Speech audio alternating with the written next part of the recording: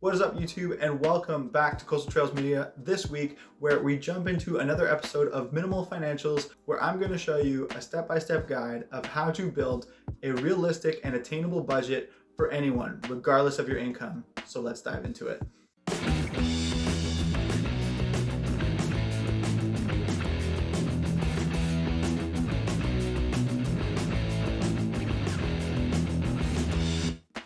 So far in this series, I've shown you how to track your income as well as build a debt repayment plan.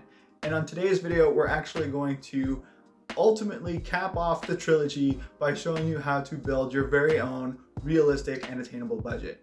Now, this is really important because a lot of people talk about having tried to budget before, but it's never really worked out, or there's never enough money, and so they'll always come to the conclusion that budgets don't work. And that's not true. Budgets do work. Poor planning and poor execution is what messes them up. And so in today's video, I'm going to walk you through how to build a budget that you can stick to without cutting out all the fun from your life. And so on that note, if you do want to check out some things that you can do for little to no money that will bring a whole lot of excitement into your life, check out the Maximize Minimal Living series. It is definitely going to be worth your time. And so I don't think it's a surprise to anyone when I say that budgeting is the best tool for planning out the next steps in your progressions towards your financial goals. And so what I mean by this is, while tracking is a great tool and probably the most beneficial tool because it helps you see your behavior rather than just your money, a budget is what's actually going to help you kind of project into the future and see what is left to come rather than where you've been. So in other words, tracking is really good for telling you exactly where you've come from and where you've been spending your money on, whereas budgeting is really good for showing you where you're going or where you plan to spend your money. So real quick, let's jump into the 5 steps to actually building an effective and realistic budget, regardless of your income.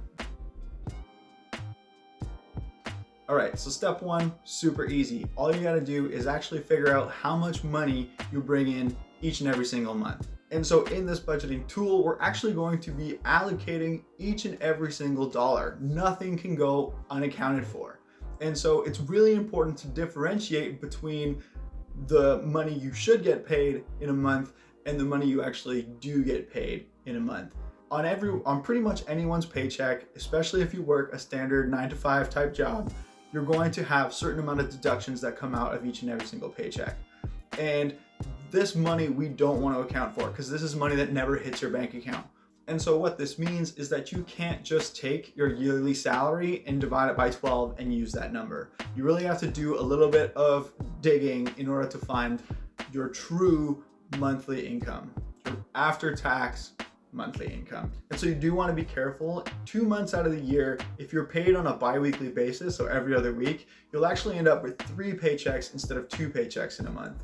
And these months we don't want to use, okay? We want to use a standard month where you get paid your 2 paychecks.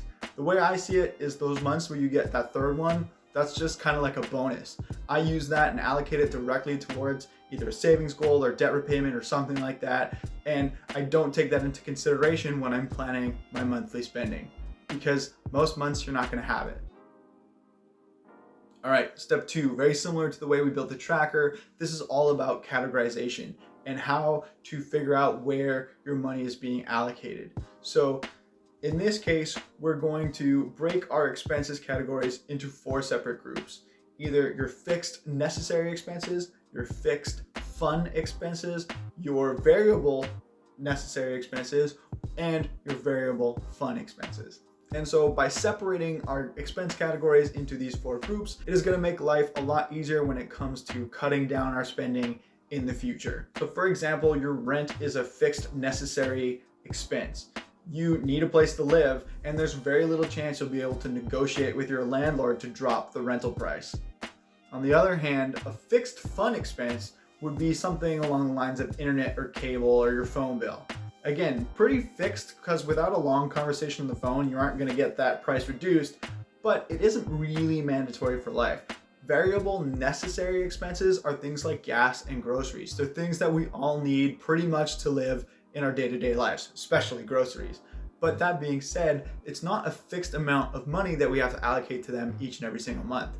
So if you know that you have big expenses coming up, these are the type of places you can cut back on and live a little bit more lean for that time period where money is a little bit tighter. Lastly, you have your variable and fun expenses. These are the things that are not necessary for life and whose price is not fixed. So things like vacation or hobbies or entertainment, going out, things of that nature.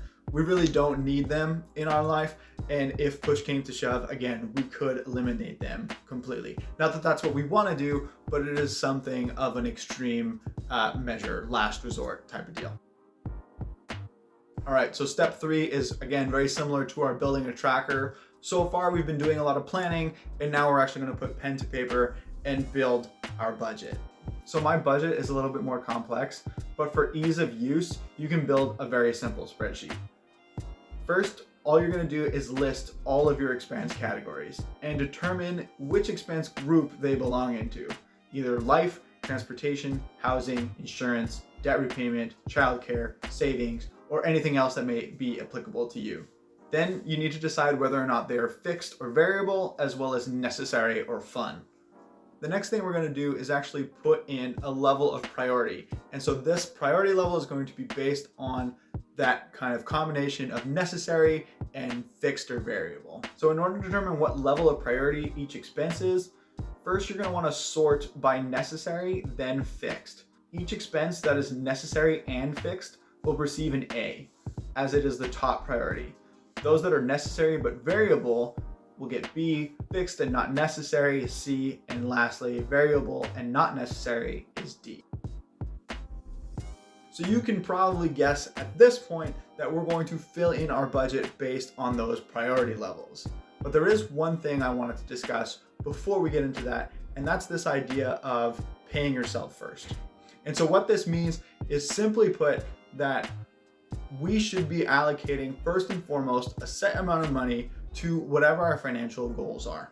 And so then when it comes to actually committing money every time we get paid, that money has to be the first thing that is transferred into those specific goals. The reason we want to do this is because ultimately, most of the time when push comes to shove, where do we cut money from? Those types of things.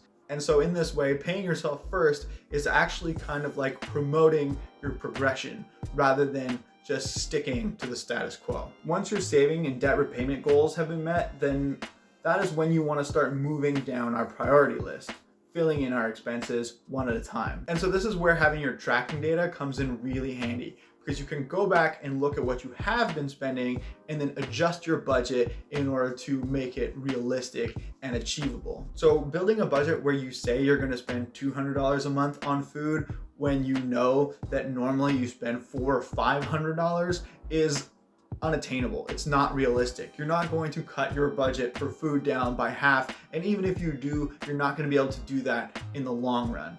Now, this is where it's important to say, hey, if I'm used to spending $500, there's no shame in saying, this month, I'm going to spend $400. And cutting back slowly and building towards your ultimate goal of $200 a month on food is a great way to do that progressively. And so it's very likely in this process that you will ultimately get to the end of your money before you get to the end of your expenses. And so this is the point where you will have to decide where and what are you going to cut back on. And so what's awesome about this strategy is, because the way we've set up this budget, it's actually really easy to go and cut away the things that are superfluous. So anything that has a priority level of D is largely unnecessary. You don't need that to live. And so that's a great place to cut back first and foremost. Now, again, we want to kind of promote some sort of stability and fun in life as well. It's not all about just cutting down every single dollar we can. And so we are going to want to look into some of those potentially variable but necessary categories, such as your food or your gas, things of that nature, in order to make some adjustments to ensure that we have a little bit of fun in our life as well. However, it is worth mentioning as well that our priority level C, those fixed expenses that are not necessary, that they're fun, can also be modified. However, normally it takes a little bit more legwork on your part. So for example, if you want to call up your internet company and get a new plan, or you want to change your phone plan, things of that nature, they can be done, and it is a good way to save money. However, it does take a lot more work and a lot more time. And so if you can avoid that, potentially better, but in the long run, it may not be a bad idea to go into those and do the legwork and make some savings that way. And so ultimately, again, our goal is to build a budget where every dollar is accounted for. In a perfect world, we want to adjust the budget to our lifestyle, and that's where tweaking different groups to different levels depending on our personal preferences is important, but then also not expect to have our budget solve all of our money problems, but instead change our actual behaviors to kind of meet the budget halfway. Like most things, it's a compromise. And so with that, you now have a functional budget that is realistic and attainable for you regardless of your income. Again, we have to prioritize different things based on our situations, but if you follow this general strategy and make modifications where it is important for your specific situation, you will end up in a much better place tomorrow than you were yesterday. And so with that, I want to say thank you very much for watching, and I will see you guys next week.